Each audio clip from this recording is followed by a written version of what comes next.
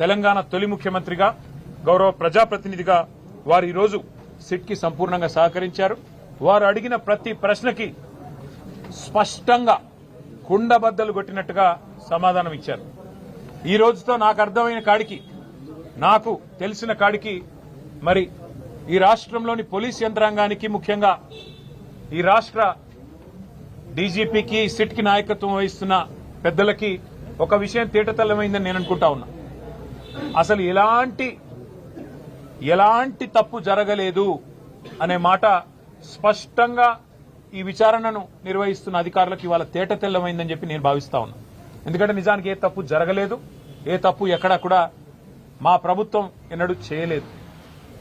ఎన్నో పుకార్లు, ఎన్నో నీలాపనిందలు, ఎన్నో రకాల కథనాలు, ఎన్నో రకాల అపోహలని ప్రజల్లో సృష్టించే విధంగా గత 2 సంవత్సరాలుగా లీకుల రూపంలో ఇస్తూ ఇవాళ ఈ కాంగ్రెస్ పార్టీ పెద్దలు ఏదైతే పైశాచికానందం పొందుతా ఉన్నారో ఈ రోజుతో దానికి ఫుల్ స్టాప్ పెడతారని మేము ఆశిస్తా ఉన్నాం.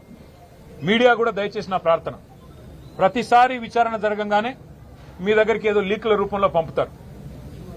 ఆ లీకులను దయచేసి విశ్వసించకండి. ఆ లీకులు ఎటుబడితే అటు బాధ్యతారాహిత్యంగా ఏవైతే ఇవాళ కావాలని నిజంగానే ఏమైనా చెప్పేది ఉంటే స్పష్టంగా స్టేట్మెంట్ ఇవ్వచ్చు. నిజంగానే ఏదైనా తప్పు జరిగింటే అధికారులు ముందుకొచ్చి చెప్పొచ్చు, మంత్రులు ముందుకొచ్చి చెప్పొచ్చు, బాధ్యతలో ఉన్న వ్యక్తులు ముందుకొచ్చి చెప్పొచ్చు. కానీ మరి కేవలం లీకుల మీద ఆధారపడి మరి ఇదిగో పులి అంటే అదిగో తోక అన్నట్టుగా నడుపుతా ఉన్నారంటేనే ఈ కేసులోని డొల్లతనం బయటపడుతుందనే మాట కూడా నేను మీకు విజ్ఞప్తి చేస్తా ఉన్నా.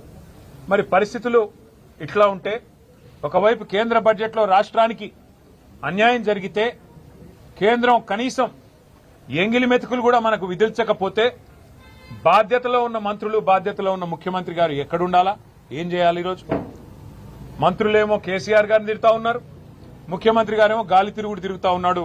విదేశాల్లో విహారయాత్రలు, ఆయన పర్వట్టు కోరికలన్నీ నెరవేర్చుకునే విధంగా కార్యక్రమాలు చేస్తా ఉన్నాడు. మున్సిపల్ ఎన్నికలు ఒకవైపు జరుగుతూ ఉన్నాయి. రేపు చివరి రోజు నామినేషన్ విత్డ్రాల్స్ కి ఇంకా ఇతరత్ర కార్యక్రమానికి బీఫామ్ ఇచ్చేదానికి రేపో ఎల్లుండో.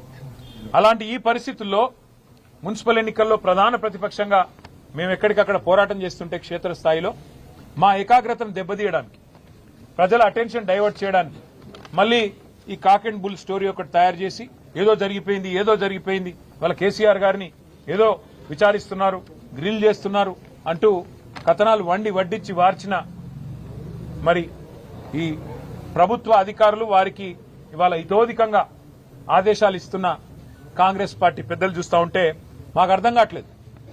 ఈ అసత్య కథనాలు, ఈ లీకులు, ఈ అబద్దాలు, ఈ అదిగో పులి అంటే ఇదిగో తోక అనే పనికిమాలిన వ్యవహారం అంతా చూస్తూ ఉంటే అసలు ఈ విచారణ ఎవరి ఆధీనంలో జరుగుతుందో మాకు అర్థం కావట్లేదు.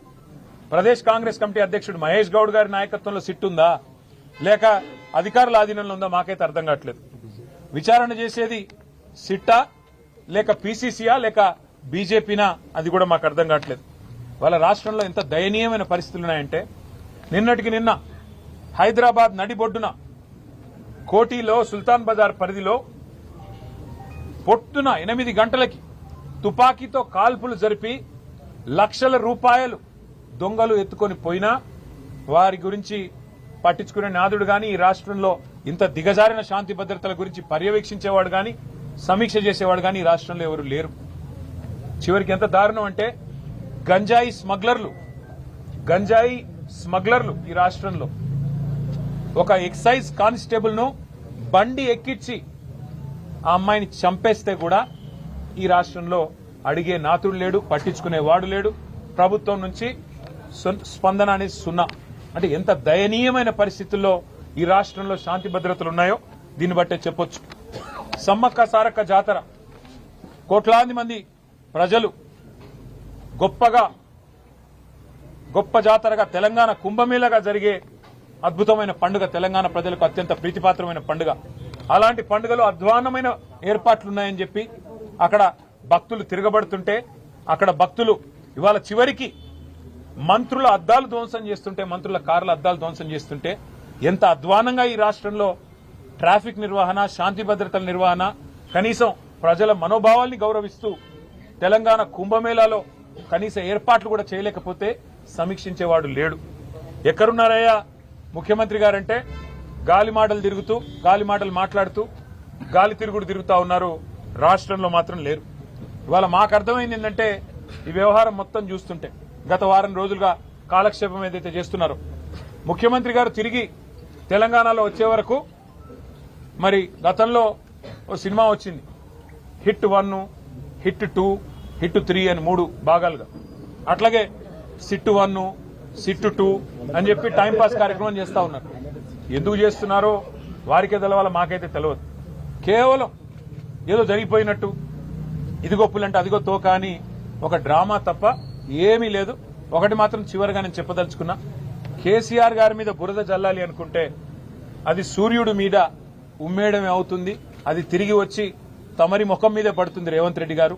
ఇది గుర్తుపెట్టుకోండి. ఇక చివరిగా మీ చెత్త రాజకీయం, ఈ లీకులు, పనికిమాలిన విచారణలు 2 ఏళ్లు కాలక్షేపం చేశారు. 50-60 ట్రిప్పులు కొట్టినట్టున్నారు ఢిల్లీకి. ప్రతి వారం ఢిల్లీకి పోవాలి, కాంగ్రెస్ కు మూటలు సమర్పించుకోవాలి. కాంగ్రెస్ కు మూటలు ఇవ్వకపోతే కాంగ్రెస్ పెద్దలకు మీ సీటు పోతుంది. అట్లాగే ఢిల్లీలో ఉండే బీజేపీ పెద్దలను అర్ధరాత్రి దొంగరాత్రి వెళ్లి కాలు పట్టుకోవాలి. నా కేసులు దయచేసి పెట్టకండి, దయచేసి నేను అవసరమైతే భవిష్యత్తులో మీతో కలిసి నడుస్తా అని కాళ్లు పట్టుకోవాలి. ఇది ఒకటే మీకు తెలిసింది. ఈ 2 ఏళ్లలో మరి మీరు రాష్ట్రానికి సాధించింది ఏమన్నా ఉందా దయచేసి చెప్పాలని చెప్పి నేను రాష్ట్ర ప్రభుత్వాన్ని అడుగుతా ఉన్నా. బుద్ధి తెచ్చుకొని ఇప్పుడు అన్ని ట్రై చేశారు మీరు. కాళేశ్వరం అన్నారు, స్కామ్ అన్నారు. 93,000 కోట్లు ఖర్చు అయిన దానిలో 1,00,000 కోట్ల స్కామ్ అన్నారు. అట్లాగే ఫార్ములా ఈ కుంభకోణం అన్నారు, ఏదో జరిగిందన్నారు. విద్యుత్ విషయంలో ఏదో రిటైర్డ్ జడ్జి గారు, సుప్రీంకోర్టు జడ్జి మదన్ లోకూర్ గారు నేసి ఏదో సాధిస్తామన్నారు. మరి ఇప్పుడు ట్యాపింగ్ అంటూ 2 ఏళ్లుగా టైంపాస్ చేస్తున్నారు.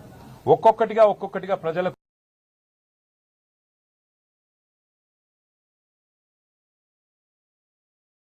అధికారులే, అట్లాంటిది ఏమీ లేదు, అంతా బోగస్ అని కొట్టేసే పరిస్థితి. ఇది కూడా అదే పద్ధతుల్లో మరి ఫైనల్ స్టేజ్కి వచ్చింది.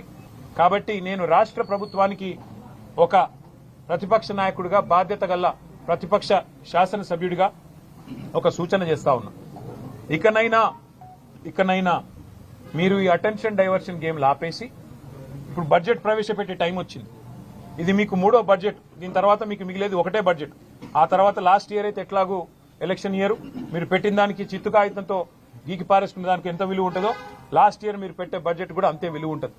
కాబట్టి ఈ 2 బడ్జెట్లు ఏవైతే మీ చేతుల్లో ఉన్నాయో అందులో ఇప్పుడు పెట్టబోయే బడ్జెట్ ఫిబ్రవరిలో పెడతారో, మార్చిలో పెడతారో రాష్ట్ర బడ్జెట్.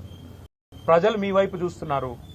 మీరిచ్చిన 420 హామీలు, బలహీన వర్గాలు మీ వైపు చూస్తున్నారు. 1,00,000 కోట్ల బడ్జెట్ అన్నారు. 2 బడ్జెట్లో మీరు 20,000 పెడతామన్నారు. ప్రతి బడ్జెట్లో పెట్టలేదు బీసీలకి. మరి ఈ బడ్జెట్లోనన్నా గత బడ్జెట్లు ఇది కలిపి ఒక 35,000 కోట్లు పెడతారా అని చెప్పి రాష్ట్రంలోని బీసీలందరూ చూస్తా ఉన్నారు. 42% వాటా ఇస్తాం ప్రభుత్వ కాంట్రాక్టులు అన్నారు. మరి పొంగులేటి శ్రీనివాసరెడ్డికి వస్తున్నాయి కాంట్రాక్టులు తప్ప ఈ రాష్ట్రంలో ఏ బలహీన వర్గ సోదరుడికి రావడం లేదు. అందుకే బీసీ కాంట్రాక్టర్లు మీ వైపు చూస్తున్నారు. దళిత బంధు 10 లక్షలు ఇస్తే మేము 12 లక్షలు ఇస్తామని జబ్బలు జరుచుకున్నారు.